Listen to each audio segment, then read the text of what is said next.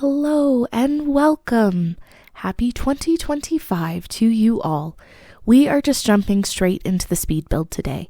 We are building Countdown Kingdom, a New Year's inspired park with lots of confetti, glitter, fireworks, and fire effects for all the razzle-dazzle that a new year deserves. I built this over the course of 2 live streams on Twitch. I had to end the park sooner than I wanted because all the special effects were pushing my PlayStation beyond what it was willing to handle. If you look closely at some of the later footage, you will see as I'm placing effects, they take a bit to warm up and actually produce the effect. Needless to say, things get a little chaotic towards the end of this build. You may have already noticed, this park started with me fighting the game mechanics. Up to now, I have been working on the entrance. I decided to go center of the park because I wanted to do 3 separate entrances to areas with different themes, but the non-square shapes decided to fight me on centering the entrance that I had chosen. After trying a few different options, I felt forced to settle on a boring straight path. I did my best to put the buses on a little road at least, because I thought that was cute. I actually may do this more in the future because it did make me happy. I made sure there was some confetti at the entrance to welcome everyone in. I started with a colored confetti, which was the first effect I had found, but I actually switched up later because there was a metallic option that I found, and I really liked it better for this particular park. This was the point where I saw the boosts seamed backwards, and then I had to find the half tile snapping to make them line back up. I did eventually figure it out.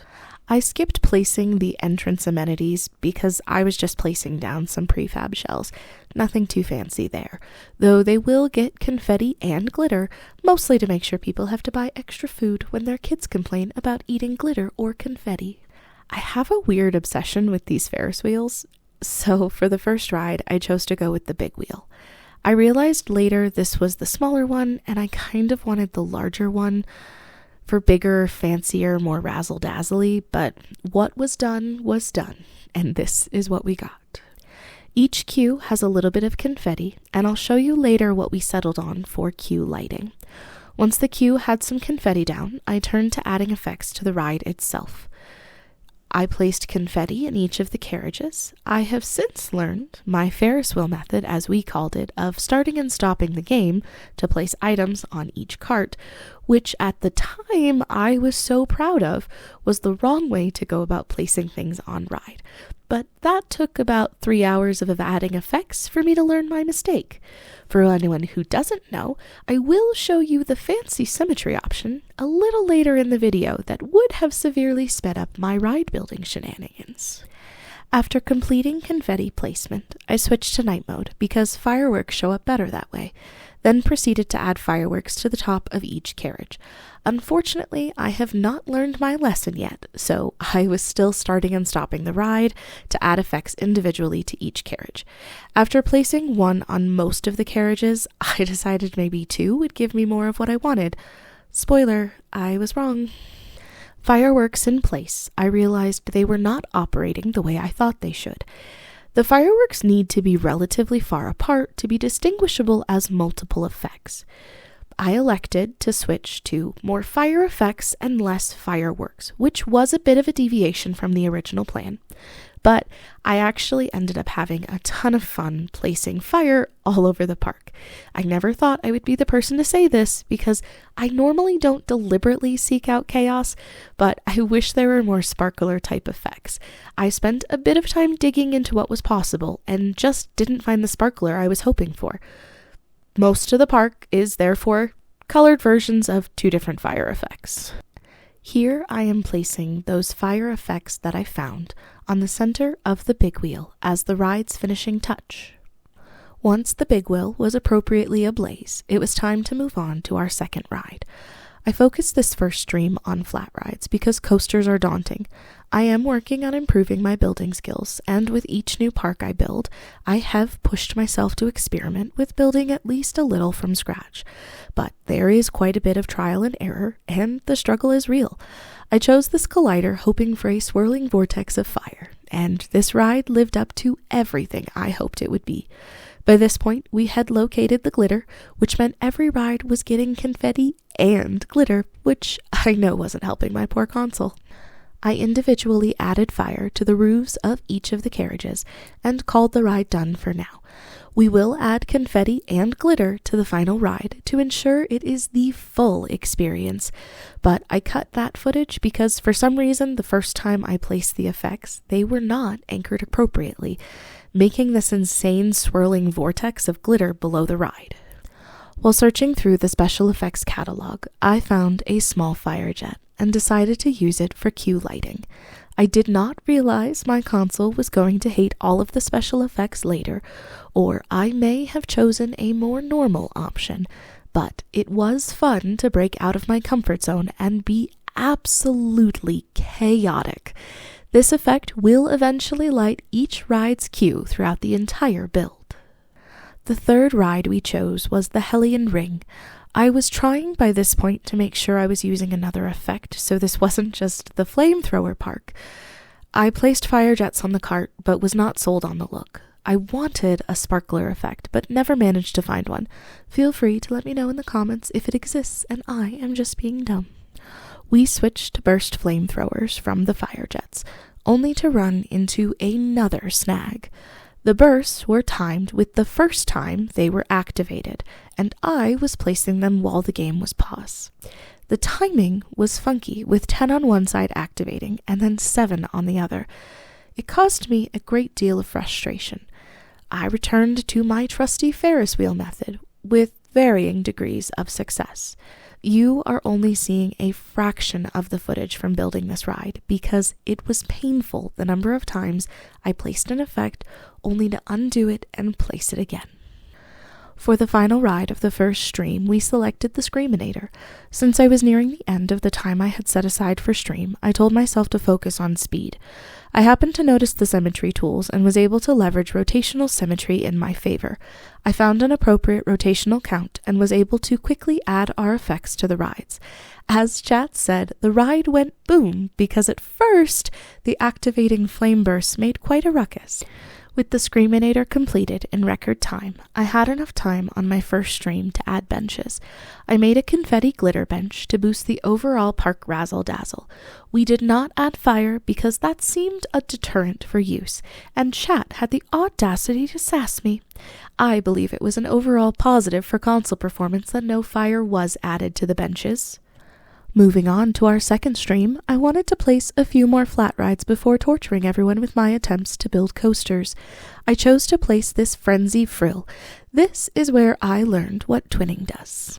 On the symmetry cogwheel, there are 2 types of symmetry.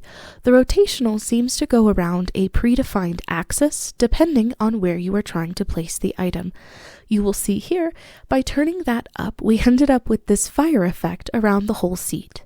But twinning does something that would have saved me quite a bit of time throughout my earlier shenanigans. It repeats the item in the same spot on each seat. After losing my mind about the time that I could have saved if I had known about twinning, I tried a backwards fire jet on each seat, but I felt like it was a little too much chaos even for me. For the final ride, we settled on glitter falling directly upon the rider's head and cute little fire wings on each of the seats, matching the color scheme, of course. The final flat ride, before moving on to tracked rides, was the Synchronize. Using the symmetry tools allowed me to quickly finish this build, and I even took the time to push the effects into each of the seats for a more seamless appearance. Looking back through the footage, I should have realized at this point the special effects were causing trouble, but I assumed I was misunderstanding something about the ride symmetry and decided not to fight it and just moved on. After Holly Jolly Land, I vowed each park will have a go-kart track. This track is a simple loop out of fear the ride would not ever be ridden. Keeping with our park theme, each cart has an ample source of confetti and glitter. Each cart also received an afterburner. I placed a trigger to activate the jets on passing the start line, but with all the park insanity, the trigger does not appear to work. The ride also has fireworks that are intended to launch when the winner crosses the finish line on the final lap, which works about 10% of the time. Go-karts completed, I used the drop for my first true build of the park. Since I have challenged myself to learn how to build from scratch, each new build will contain a coaster I made myself. It took me an hour and a half real time on stream to build this coaster, and by the end I was told my coaster looked like the architect gave up about halfway through. Which is fair. I love loopy coasters, but there is a very fine line between fast enough to complete the loop and slow enough the g-forces are palatable. I have generally found 5 Gs is a good passing rule of thumb, and first run this coaster was nowhere near that guideline. My typical process is to build out the track, ensuring the cart makes it, and worrying about the banking once the ride works. This method has its flaws, and I will be revisiting. Chat requested something about the fiery depths of hell by diving underground, which ended up being a mistake, but what can I say? I'm a people pleaser. For the final footage, I chose to basically include the initial build and then cut out much of the back and forth, looking at various test results to try and fix the coaster. Some of the underground shenanigans did manage to make their way in the final track, but a lot of the fun loops that I made just really didn't work out. Track completed, we of course needed flames and confetti. These were added to the cart, and we managed to fit in a fun little fire maw into the depths. Final step was triggers to make a firework surprise, but you will have to stick around to the end of the video to see that particular show. After completing the coaster, I chose to tackle something a tad more normal. I placed down my favorite flume with a pool to complement. Since the pool felt plain, it received the typical fire, confetti, and glitter to round out that aesthetic.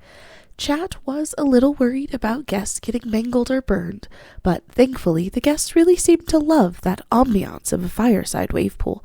My console less so. By this point in the build, it was evident the graphics were struggling.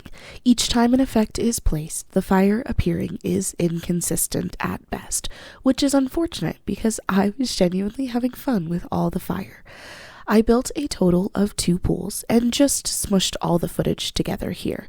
We built the larger green pool first, with the traffic light pool second. They are pretty normal, all things considered, compared to much of the rest of the park. Our second to last ride at the park was an antique water coaster. This was my first time working with this style of coaster, and she was daunting. I typically use autocomplete for the final turn, and this coaster does not naturally autocomplete, introducing a whole new challenge. The recording for this ride held a pleasant surprise for me. The time to complete was nowhere near as long as I feared it may be.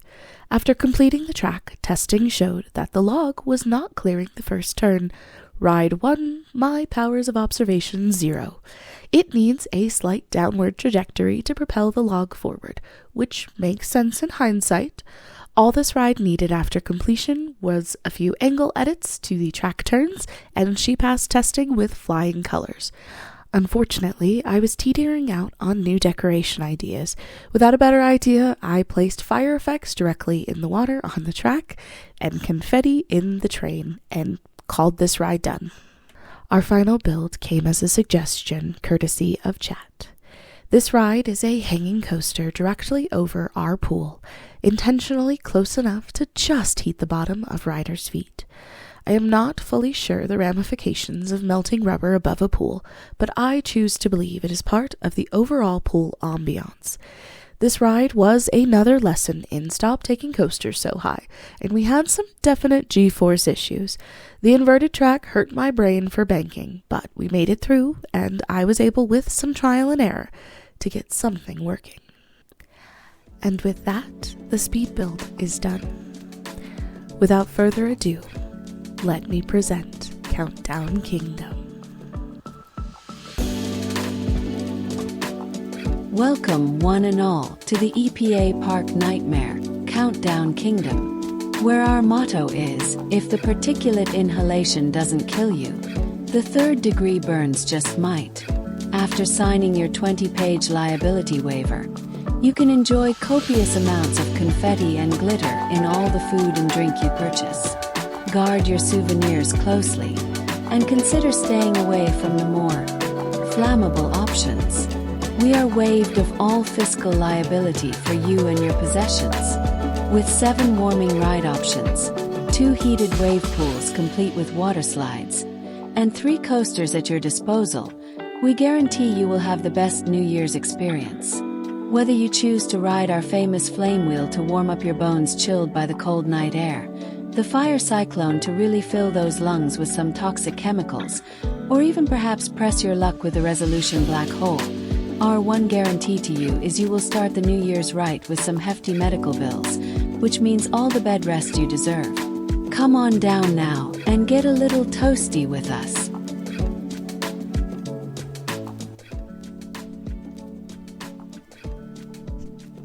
As always, thanks for watching. If you liked the video, don't forget to give it a thumbs up, and a subscribe would absolutely make my day. If you want to be part of the building shenanigans, I would love to catch you over on Twitch. I stream Monday, Tuesday, and Thursday starting around 5 p.m. Mountain Standard Time, and for about 6 hours on the weekends, normally on Sunday starting between 1 and 2 p.m. Mountain Standard Time. I wish you all the most wonderful New Year and an amazing 2025. And I hope to catch you all in the next video. Bye!